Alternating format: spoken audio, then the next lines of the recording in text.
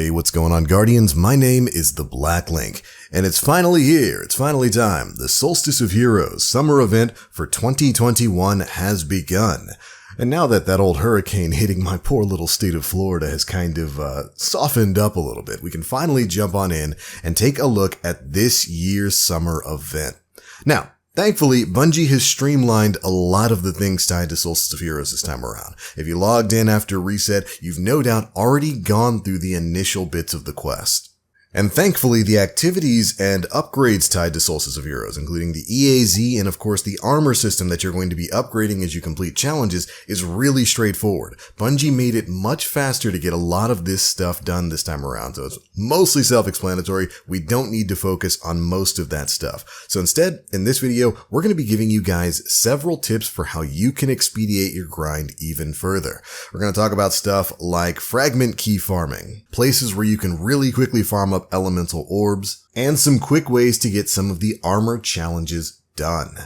Now, you've noticed in the EAZ, Bungie made a fantastic change in that when you finish up the mini bosses and you've taken out the final boss and you've got all the chests available, thank goodness those chests now remain on your HUD permanently, so you don't have to go guessing where they're at anymore. This means you no longer have to waste time memorizing where the chests can spawn. You can just go to wherever they show up on the HUD. This is an incredible change. If Bungie ever brings the EAZ back, I hope they keep it this way. It has made the European aerial zone runs so much faster that I actually haven't minded running through them. But of course, as you're opening up these chests, you're going to get Solstice packages, and those need to be opened with Solstice key fragments. You can get these from a variety of activities. Generally, the harder the activity, the more key fragments you'll get upon completion. In general, you'll get the most key fragments from completing Nightfalls. Those give you 16 fragments, while Override will give you 13. Playlist strikes and expunge missions will give you 12. The EAZ completions will give you 11 keys, while Nightmare Hunts and Battlegrounds completions will give you 10. Crucible games and Gambit games will give you 8 keys at most, and 4 keys if you happen to lose a game. Then after that, we have some of the more middling results. Public events will give you 5 upon completion, or 7 upon completion if you do a heroic public event, and then Solstice bounties, Exo challenges, Empire hunts will all give you 5 key fragments. After that, Wrathborn hunts will give you 3, Lost Sectors will give you 2, and then everything else in the game is a big fat 0. So, obviously, you want to get the most keys as possible while spending as little time as possible. There's a couple of ways to do that. One, if you're an old school player, you'll remember Lost Sectors are a great way to get this done. You can load up into the Trosslands, head into the nearby Atrium Lost Sector, and then run that in literally no time flat. It's a 1-room Lost Sector. You can wipe everything in there really quickly. It's great for farming up elemental orbs or orbs of light or completing other challenges there. And you'll get 2 key fragments every time you do it. You can run this over and over and over again in the time that it takes to get strikes and make way more than what you'd be getting in strikes. But if you're looking for my tip for the best way to farm key fragments this time around, it is definitely the Corrupted Expunge mission for Tartarus. The Tartarus Expunge mission, which can be launched from the Europa map, is easily the fastest one in the game. You can clear this in 3 to 4 minutes by bypassing a lot of the jumps there. I'll show how you can get through that over the course of this video. Just follow the path that I'm taking here. You can literally just jump over the first barrier rather than activating the hack and going through mechanics, and then none of the rest of them will spawn. You can just run right to the boss and start that encounter. Doing this expunge mission is incredibly easy. The boss doesn't take really any time to take out, and you get 12 key fragments every single time you complete this. This has definitely been the fastest way that I've found to farm key fragments. In around 30 minutes, I had enough key fragments to open up the initial 10 Solstice packages that you needed to complete the first set of armor. So I definitely recommend running the expunge mission for Tartarus if you're low on key fragments, trying to get those farmed up as quick as possible. Definitely the best way I've found thus far. After that, let's talk a bit about elemental orbs. Thankfully, a lot of the later challenges don't really require you to farm up too many elemental orbs.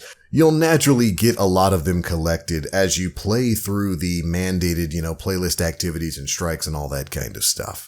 But if you are looking for a really fast way to farm up elemental orbs or orbs of light or orbs of power, or get specific element weapon kills, like for warlocks later on you have to get a bunch of arc weapon kills, of course, the normal grinding spots are going to be your best bet. The top one, the number 1, is going to be the Thrallway in Shattered Throne. This is the part of Shattered Throne after the first encounter When you've gotten to that hallway filled with Shadow Thrall who just spawn endlessly, you can just sit in here, you can farm up all the elemental kills you'll need, you can get all the elemental empowerment you need from the kills that you're getting, and all the weapon kills you need in no time flat. For some of the later challenges where you need to get like 100 element kills, you get it done in minutes here. Of course, if you don't feel like, playing through an hour's worth of content to get to the Thrallway, the Shuro Chi checkpoint in Last Wish is also going to be a top tier bet here. The number of enemies that are thrown at you here right at the start is going to be staggering, so you'll be able to get your ability kills or element kills or whatever you need. And of course, there is a rally flag that you'll be able to plant before that encounter every time, so you can just plant that flag, get your abilities, get the kills you need, jump off the cliff, and start it all over again.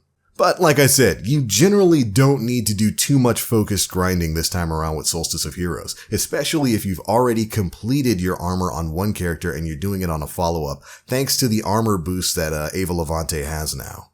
But again, if you're looking for the absolute best way to farm up these elemental orbs and all that kind of stuff, these are going to be the ways to do it. Now, the next thing we have to talk about are just some general tips for some of the later armor steps. Of course, Titans, Warlocks, and Hunters will all have very similar challenges to upgrade their armor past the Legendary step, but there will be some key differences there. For example, Titans will need to get a bunch of powerful Hive kills, while Warlocks need to get powerful Fallen kills, and Hunters will need to get powerful Cabal kills. Thankfully, these are all pretty easy to get with the lost sectors that we have available to us in the game right now. We'll start out with Titans. You guys need to get powerful Hive kills. This is actually really easy to do. Just head to Altars of Sorrow, which thankfully is already another challenge that's on the Legendary armor. If you just head to Altars of Sorrow, you can get the Altars of Sorrow step done in basically 4 full completions, and you'll no doubt get the powerful Hive defeated there. For Warlocks, you need to defeat powerful Fallen. For this, I would say just head back to the Atrium in the Trostlands. That lost sector is going to spawn at least 4 to 5 powerful Fallen. You can just take them all out, head out of the lost sector, let it reset, run right back in, and in a couple of runs of that, you will have completed the powerful Fallen step.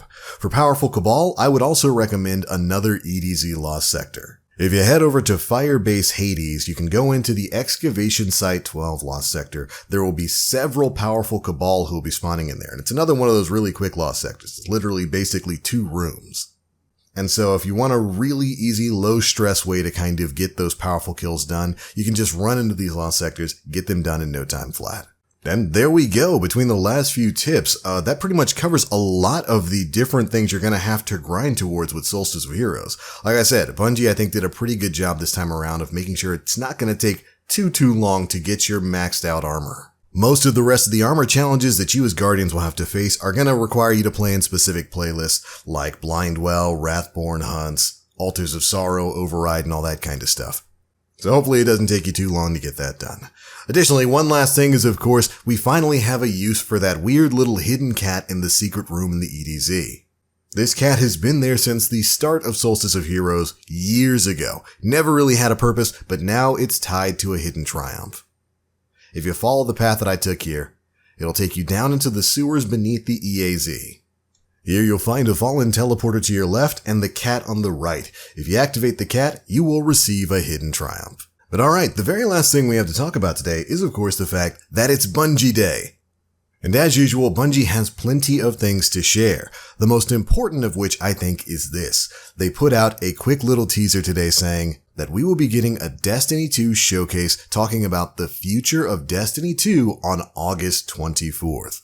And that news dropped along with this splash image, of course teasing the upcoming Witch Queen expansion. So make sure you Guardians are staying tuned on August 24th to learn everything about the future of this franchise.